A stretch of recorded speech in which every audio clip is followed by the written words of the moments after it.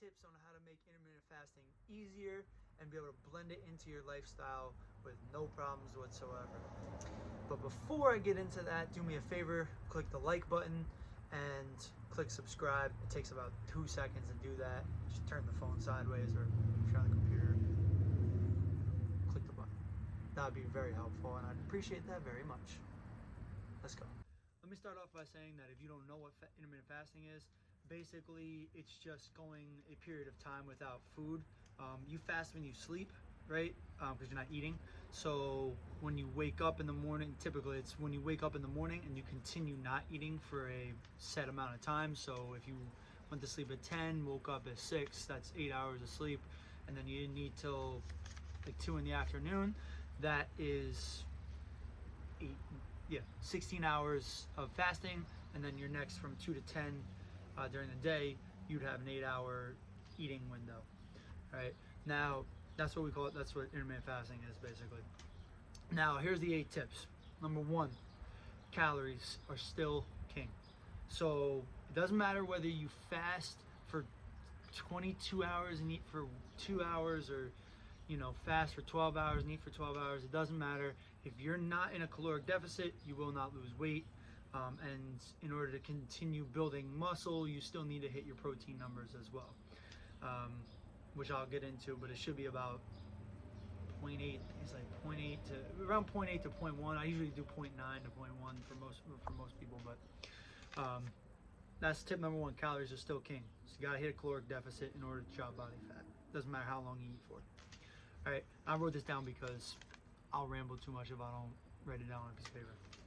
All right, tip number 2. All right, there's no need to restrict, right? So what I mean by this is you don't need to make it a 16-8 fast, like 16 hours of fasting and 8 hours of eating, or 20 hours of fasting and 4 hours of eating, right?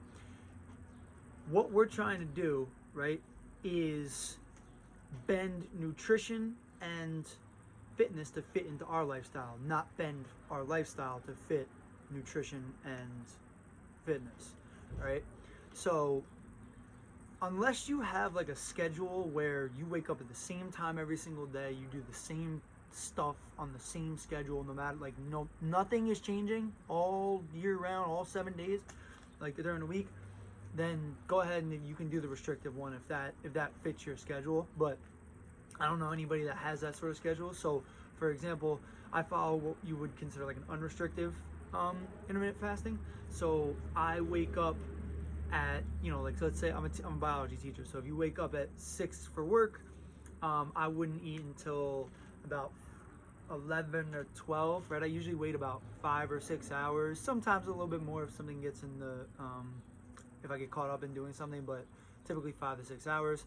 And then on the weekend, like if I wake up at 9 o'clock, I wait until, would that be like 2 or 3 before I finally eat something. So it kind of just blends in with whatever time I wake up at, so it fits a little bit more. And also, I don't put a cap on when I stop eating, right? So I don't sit there and say I can only eat from 2 to 10, right? I start eating whenever I start eating, and I do it in a certain way so that whenever I finish eating at the end of the night, I'm done eating at that point, right? I don't say at 10 o'clock at night, I'm done. Because think about this, what if it's like Thursday, Friday, and you go out with your friends and you go to dinner, but they're not ready until 9:30. You get to dinner, you sit down, it's now all of a sudden 10 o'clock, food's not out yet. What are you gonna do? Say, oh, sorry, I can't eat this because I have my time cap, like I hit a time cap on, and so I can't eat right now because I'm gonna lose my gains? No, like, no, come on now, like that's not how you do it. You gotta bend the nutrition and the fitness in order to fit your lifestyle. That's what we're trying to do. It's a lifestyle, it's not restrictive. You want to make it work. All right, tip number 3. Water.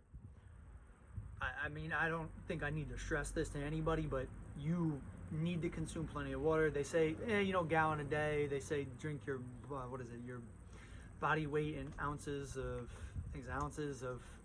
water. My first suggestion to you is upon waking, get yourself either a big glass of water. I use like a hydro flask. It's like a large, like 40 ounce or 38 ounce hydro flask.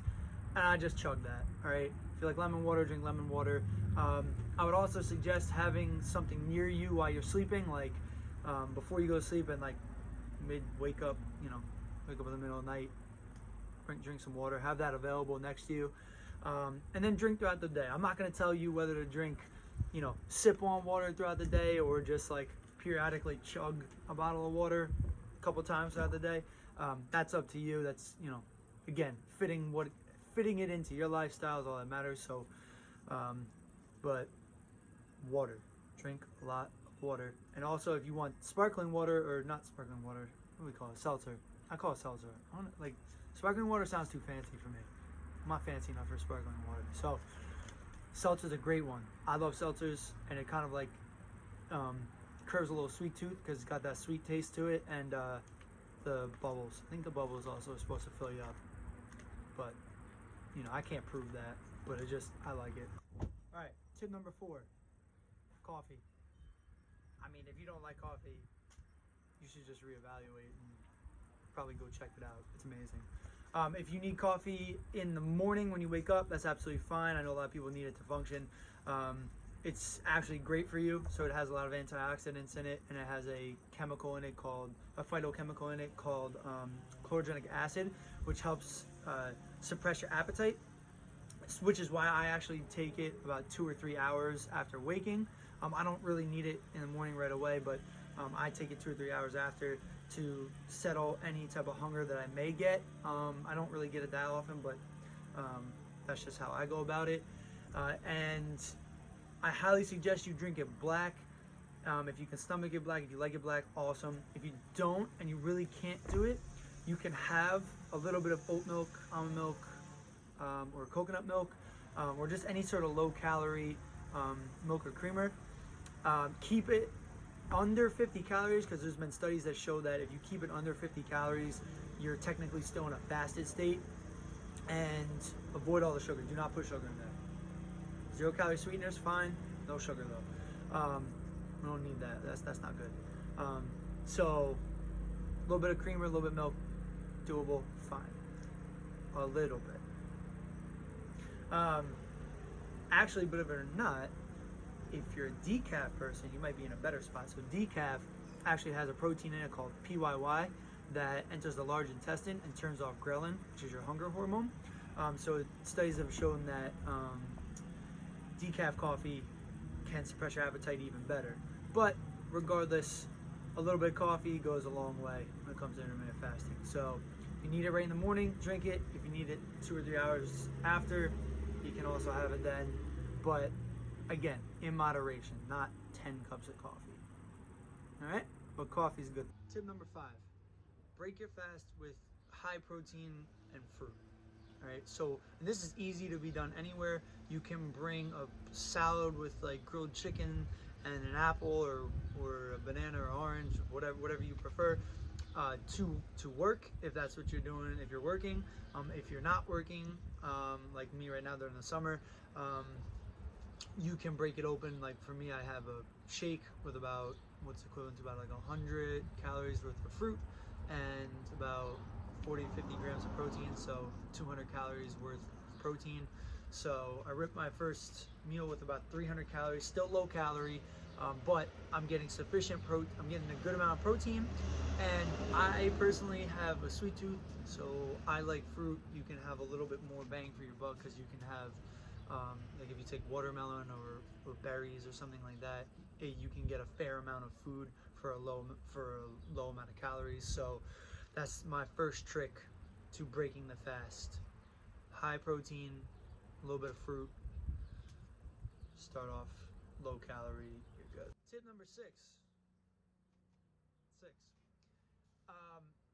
Try to keep your protein levels high in the beginning on your first meal or two. Right, so like I said it before, you open up with protein and fruit. Like for me, I try to get 40-50 grams immediately. My next meal, no matter how many calories it is, I try to get another 40 to 50 grams of protein.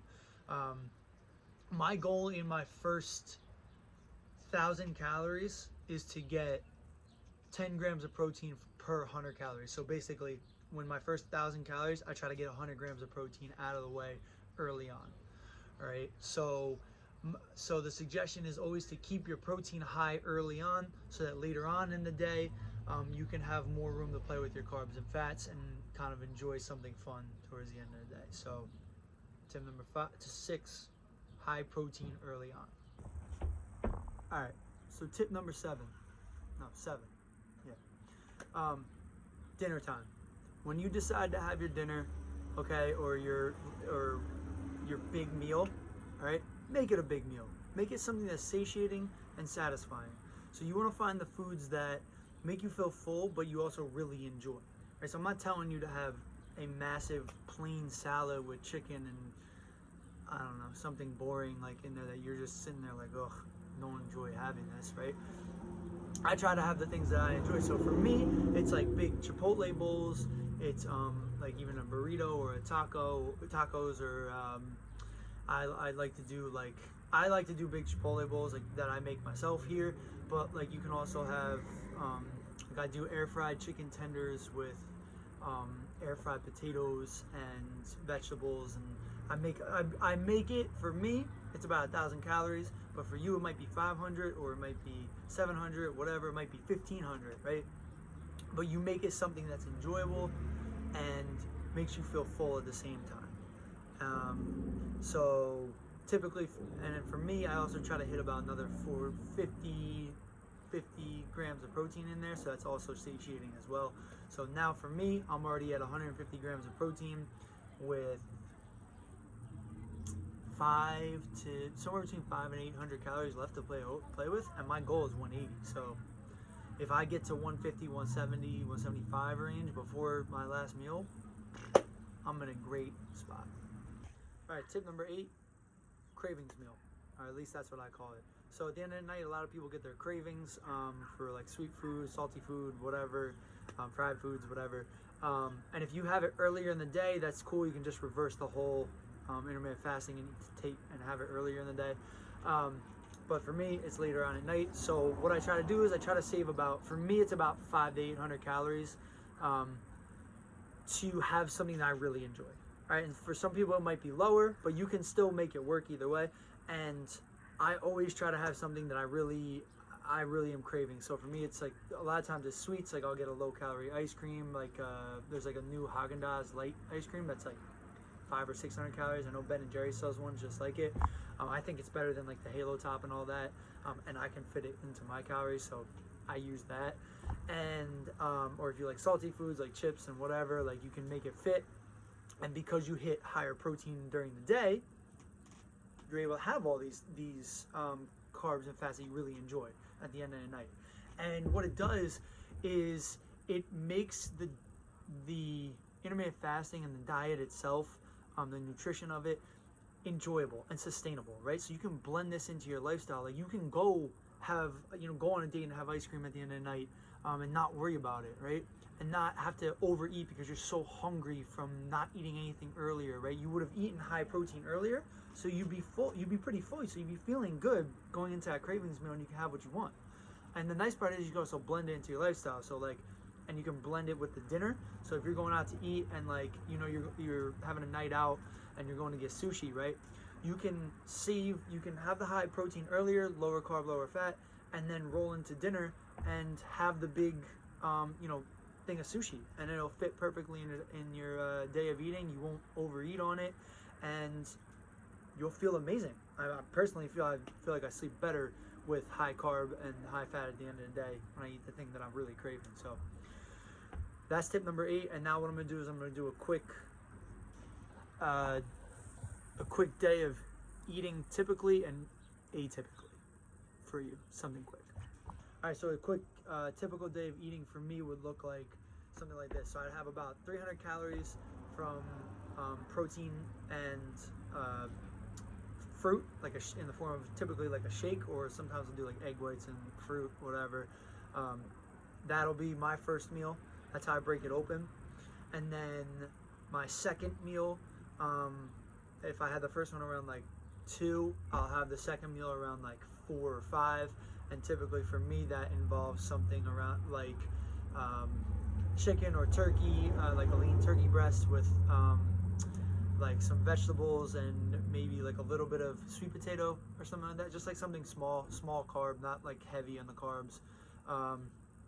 And then what I like to have is around 7 o'clock. So that would have been like 40 or 50 protein and 300 calories early with the fruit and the shake, and then another like about usually around 50 to 60 grams of protein from the second meal and about 500 calories. So now I'm at 800 calories. I go into my big meal, I have about 1,000 calories, and another like 50 to 60 grams of protein in the form of like a homemade Chipotle bowl, or like a huge thing of like maybe even like a beef, like a lean beef burger with like potatoes and vegetables in it. So again, whole nutritious foods. I'm sticking to whole nutritious foods earlier in the day. So now I'm at 1,800 calories with about 160 grams of protein, maybe 170. And then again, my goal is about 175, 180.